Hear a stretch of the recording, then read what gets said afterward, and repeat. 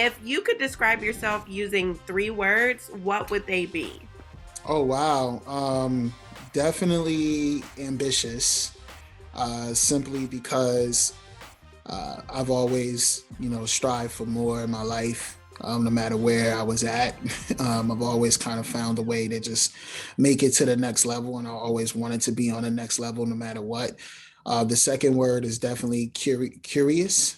My curiosity got me to where I'm at today in life, always wanting to know how something worked. If I saw a book, I wanted to know how did you create the spine of that book? Like what went behind it? What would the gears turn in to make that happen?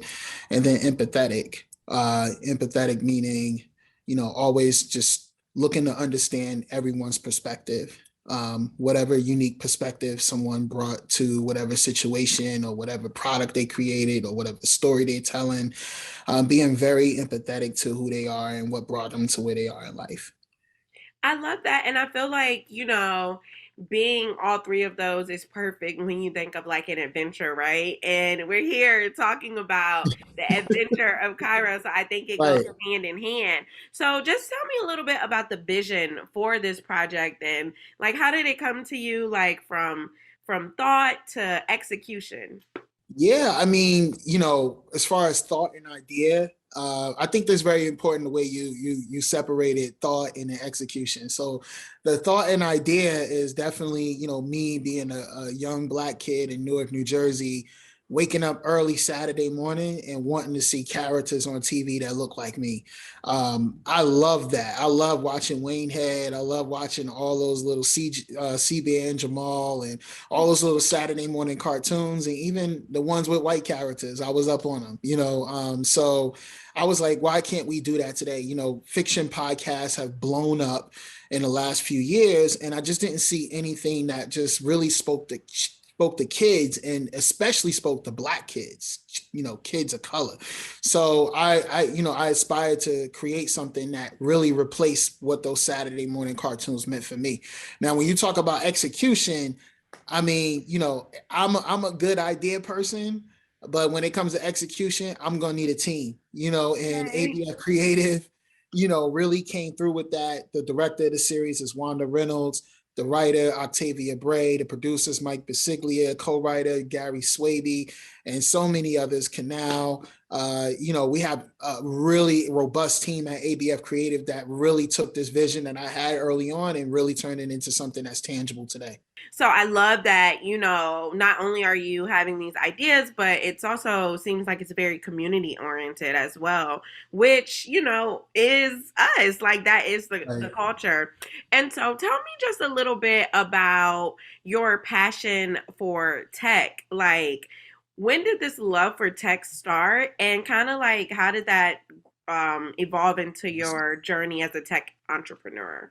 Yeah, so my love for tech started when I actually video games. Was one of those kids who was doing bad in school, always at home playing video games, and then my mother really was just like, "Yo, you need to figure out how to create this stuff." Now, I didn't go on to create video games like she said, but it did get my curiosity, like we talked about earlier, into learning how can I build something in the tech industry.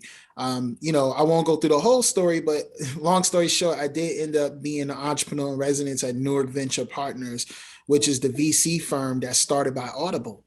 And since I was really downstairs from Audible the whole time, that really piqued my interest in starting ABF Creative. I was just like, wow, like I see all of these audio stories, but I'm not quite seeing stories from people of color though, and I'm not quite seeing, people jump on this big, podcast wave. Everybody's got a podcast now, but back when I was thinking about it, we're talking about, 2018, 2019. It just was really early when you talk about narrative based podcasts. And so that's when I said, okay, I'm going to throw my hat into the ring because I believe that me and the team that we form can create something very unique. And so if I wasn't downstairs from Audible, I don't think I would be, doing ABF Creative today. But I'm glad that that destiny put me in that place. Yeah, and shout out to your mom for sprinkling like that seed, right? We Right. don't realize how looking back how many people just just one little thing can like spark something in us. So who knew that it would lead to something like that? And I truly Right. believed in divine timing. So you were supposed to be down the hall from Audible, and things were supposed to happen like this. Tell Right. me about Cairo. How did this character come about, and what does he represent for those who will be listening? Cairo is like me. He's curious. He's curious. He's getting in trouble, and that was a lot of my childhood, just a very curious kid getting myself in trouble. What Cairo represents, though, is even though this is a black child, he relates to every 7-year old. 7-year olds, they love video games, they hate homework, they might have a crush on a girl in school, they might be dealing with a bully. There's so many situations that 7-year olds go through that I feel like Cairo, he breaks the color lines a little bit. And that was the intention when we all sat in the room as a team. We were like, hey, we want to create this black character and we want more black characters at the forefront of fiction. But at the same time, we want this character to transcend just being in a certain category. Media tends to say, oh, it's a black character, then it's only for this group of people. Yeah. Cairo is not only for a group of people, but he represents this group of people. And so we wanted to make sure that he broke color lines and that people all over the world, kids all over the world can relate to him. I love that. I truly do love that. And how did you get this? I know we're jumping around here, but I want to know what because you're working with Wondery on this. Yeah. So what inspired them to develop a show like Adventures of Cairo? Like what was that meeting like getting them to get on board? Well, Wondery has been a great partner. We've been talking to them about several projects that we want to do with them. Cairo piqued their interest because they just like me knew that there was a void in, content that had characters, black characters at the forefront. And so when they read our story, they read our pitch for Cairo, they were like, yo, like this is amazing. Like we like how he's so relatable, he's so fun, he's so cute. But he's like all these different things. And he has this world that he lives in. He has this amazing family that he learns from. I just think we had the perfect storm of characters, of personalities that just made sense, that made a fun show. And it was very much inspired by, those cartoons back in the day. But I came to Wondery and I was like, look, Cairo is like Blackish meets Hey Arnold. So if you know what Blackish is, Yeah. which you probably do, and if you're a kid who watched Hey Arnold, which you probably was watching that, then you got it immediately. And that's what I like to tell creators all the time is when you go out there and you bring your ideas to the world, make sure you could kind of find some interesting comps to make people get it immediately. And once we got their interest immediately, they fell in love with the characters, they fell in love with the world. I love that. And I know you're starting with Adventures of Cairo, but do you have any like I believe in the power of the tongue and manifestation, but are there any other stories that you want to also tell in the future? Oh yeah, most definitely. We want to tell more stories for children of color. Honestly, we just launched a podcast at the top of the year called Charm Words, which is a daily affirmations podcast for children of color. And Charm Words was created because we saw that affirmations of worth actually help Black children close the grade gap with their white counterparts by 40%.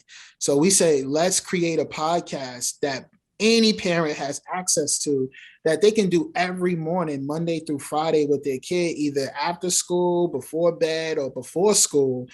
And it can help their kid actually feel better about themselves, perform better in school, and even, like you said, just speak the power of the tongue for themselves and manifest things in their own lives. And so we want to continue to create content like that, that's groundbreaking and that's inclusive of who we are as a people, but that's also very mainstream. Yeah, and at here at Aspire, we live by the phrase "see yourself here." So my Mm, last two questions are it's kind of a two for one. First, I want to know because we kind of talked about it previously, but you didn't say specifically.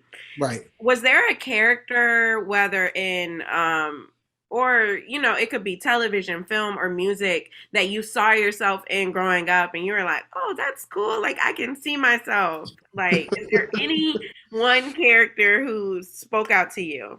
You know what? It's not a character. It's more of a person. And honestly, I really look up to it's two people. I really look up to Spike Lee, Yeah. and him being able to take ideas, turn them into stories that millions of people can enjoy on the screen.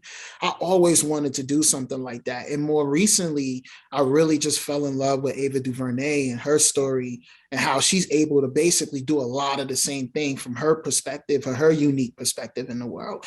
And so for me, I feel like I'm a combination of those two individuals in a way where I just want to mold a lot of what I like best from both of those individuals and put them into one. And I would say that's me today. I love that. I love that. And this second question is kind of going to be like, because one day someone's going to say the same thing about you and being inspired to start and share stories. So, how do you hope that people or those listening see themselves reflected through the adventures of Cairo? Wow. Just see your childhood. Childhoods were magical. Yeah. Childhoods were magical. Like the days went slower. Like Christmas was longer. Christmas break was like 3 weeks to us. Yeah. Movies was way longer. Like 2 hours in the movie fly by like that now. But Hmm. back then, movies seemed so long. I remember seeing Lion King, and it was like, that's it. Like recently, I'm like, dang, that seems so much bigger when I was a kid. Because Yeah. childhood is magical. Yeah. And so, what I want people to get from Cairo is the magic of childhood. That doesn't necessarily have a color to it, but Black childhood is very unique in a way. We go through certain things that other people don't go through. We have certain nuances in our culture that other people don't have. And so, Black childhood is magical. And I think that's what I want people to get from this is really just to capture that magic and bring themselves back to that childhood magic that they experienced themselves. Come on, childhood magic. I love that. That is such a bomb and such a dope answer. And that is so true because, when you're a kid, like, how older people are always like, yeah, like, don't be in a rush to grow up because, like, time fly or whatever. And now Right. I'm like, okay, here I am. I turned 30 this year and the time is flying. It's Okay. flying now. Time is faster. When you young, time is so slow. I'm Everything goes like, slow. I'm like, what is going on? I was like, you know what? They're speeding up the clock. They speeding up the time machine. Exactly. But thank you Exactly. so much, Anthony.